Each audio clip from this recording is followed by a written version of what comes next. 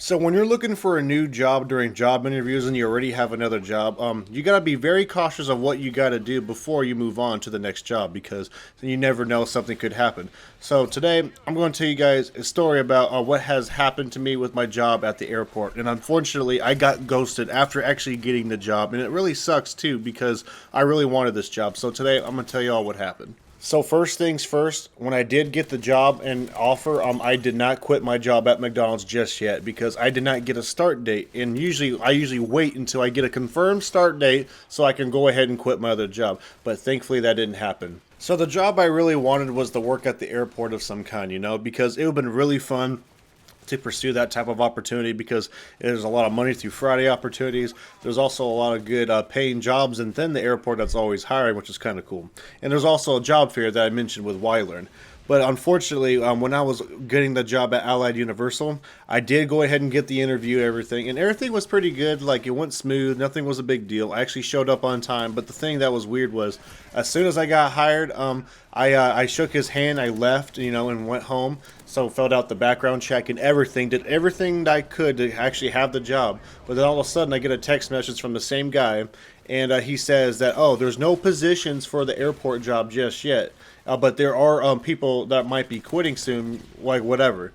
And for some reason, he asked me if I was willing to wait. And for some reason, I was kind of really skeptical about it because I needed a job. But like, if I got the job, why do I have to wait even more? And why the fuck is it even posted on the website?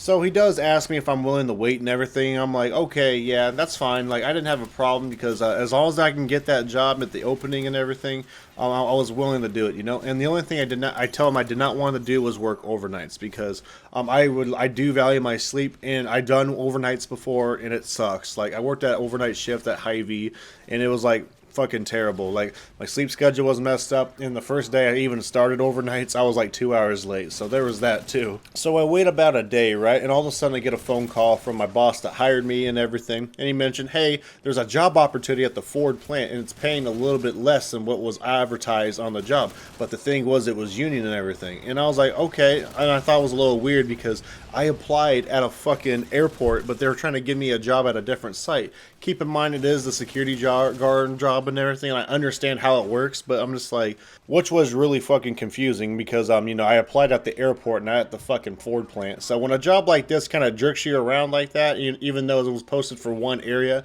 I find that as a giant red flag, and I was really weirded out by it a little bit. So I obviously was working at McDonald's still, and I still am. So I went ahead and started working a couple shifts and everything while I was waiting for this opportunity. And the guy that was working at the Ford plant finally calls me and reaches out and everything. And keep in mind, the shit was kind of weird what questions he was asking. Like, I don't mind working long shifts, but this guy was literally asking me questions about my personal life as if I had anything else going on the side, even like a side hustle or another job. I found that shit kind of weird because the job site was posted for 8 to 10 hour shifts at the most and no more. And what was really fucked up was the guy was saying that they were looking for guys with mandatory overtime because it's super short staffed, and they wanted to, be able to bring more people so that most people don't have to work mandatory overtime. And I thought, okay, maybe that was all right. But here's the thing.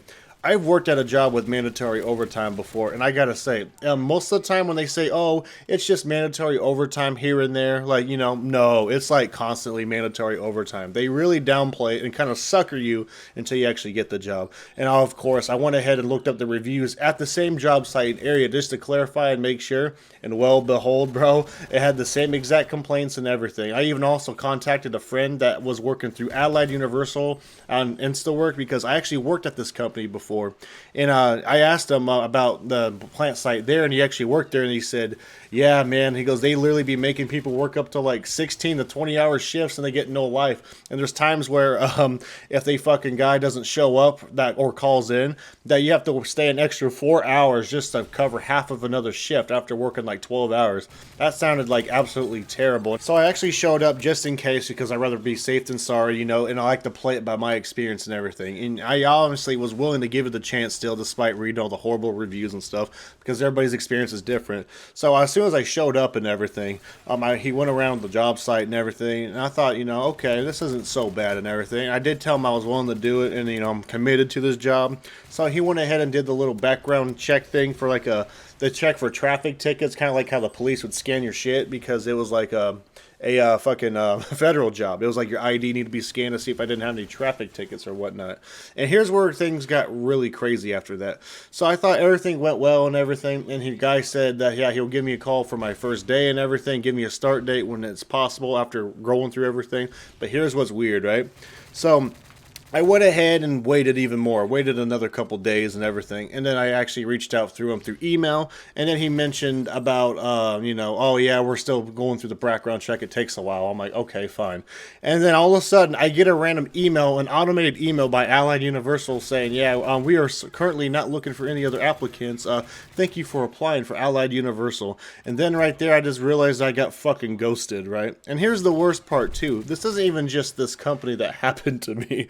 So, I was telling people in the comment section about working at another warehouse called Granger that paid more, starting at $20.85 an hour. Not bad at all. It was decent pay, Monday through Friday. It was called like 9 to done on the shift, or 9 to 5 at the least. And it was weird because like the shifts are different by the day, on how the labor is.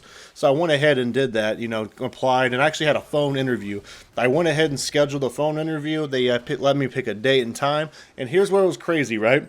I went ahead and did the phone interview, all happy and a little nervous and excited about something like this, because this would be the most money I would have ever made at a job. And behold, fucking got ghosted again. And this is what kind of made me inspire me to make this video. And I was like, man, the fucking professionalism at these jobs are fucking dead, man. It's sad because even though I was a little skeptical about Allied Universal and everything, and I really wanted more money, especially if it was like union based and everything, I thought it would be cool, but like it's such a shame that fucking people are like this. They're treating their workers like this. But yet, if we were to do the same thing back, all the employers and everything would get all butthurt and salty and saying, you're just a bad employee and all this crazy shit. So I learned a very valuable lesson today, right? And I'm actually was very smart for not quitting my job when I wanted to, because at the end of the day, the job market really is shitty. And sometimes if a job is really quick to hire you, especially in this trashy job market, there's a good possibility that the job might be really shitty too, and they're very desperate. Another thing I also learned at the Granger job too is that obviously they treat their interviews and people like a number. They didn't even reach out for anything like, hey, our job site is filled or whatever. They just went ahead and just ignored it and everything. And I went ahead and sent an email for them too. Never heard anything back, so I guess fuck it. I guess they just don't care. But I will say is that I'm not going to give up searching for another job, because I do want a different job that pays better. And at this point, even if it's not like a Monday through Friday, at least if I get one weekend day off or something, like I'd probably be fine with that, as long as it's like a morning shift or something. And I will say my buddy actually did get a job at the airport warehouse. It's not the actual airport, but it's like a nice federal warehouse where they kind of sort stuff and organize everything for the airport. And I found that interesting. It doesn't pay as much as other ones I've applied at, but it's like 17 an hour starting, but you get paid weekly, and they have like voluntary time off, PTO, unpaid time off, just like all the other warehouses.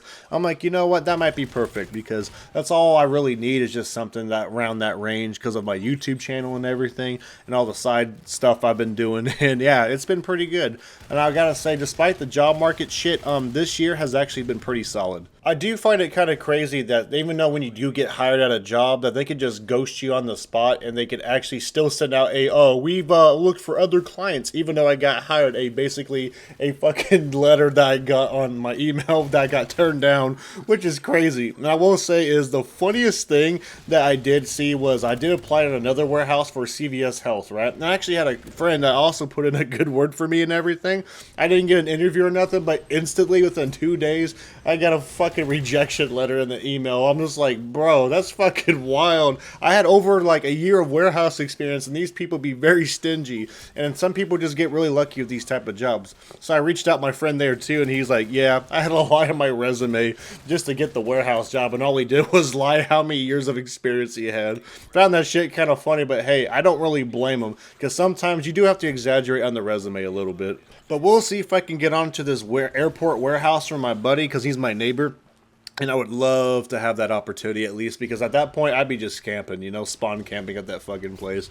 Because he told me it's pretty chill, and most of the work is pretty easy. You just gotta, wear some insoles, I should say, not incels, on your feet, to take care of your feet from the concrete. Because most of the time, you'd be wearing steel-toed shoes. Anyways, everybody, that's what kind of happened. I thought this would have been a fun, interesting video for you guys to listen to and watch. And thank you guys for hearing me out and everything. And I also really do appreciate everybody that's been watching me. You guys are cool. And I think you guys are fucking awesome for at least giving me different perspectives and advice myself. Because sometimes, man, I will take some of the advice that some people be leaving in the comments. One last reminder, too, is that I am setting up on-call services for at least advice to help people set up a YouTube channel and at least give them life advice a little bit on a deeper personal level for anyone that's also interested. They're called meet and greets and everything.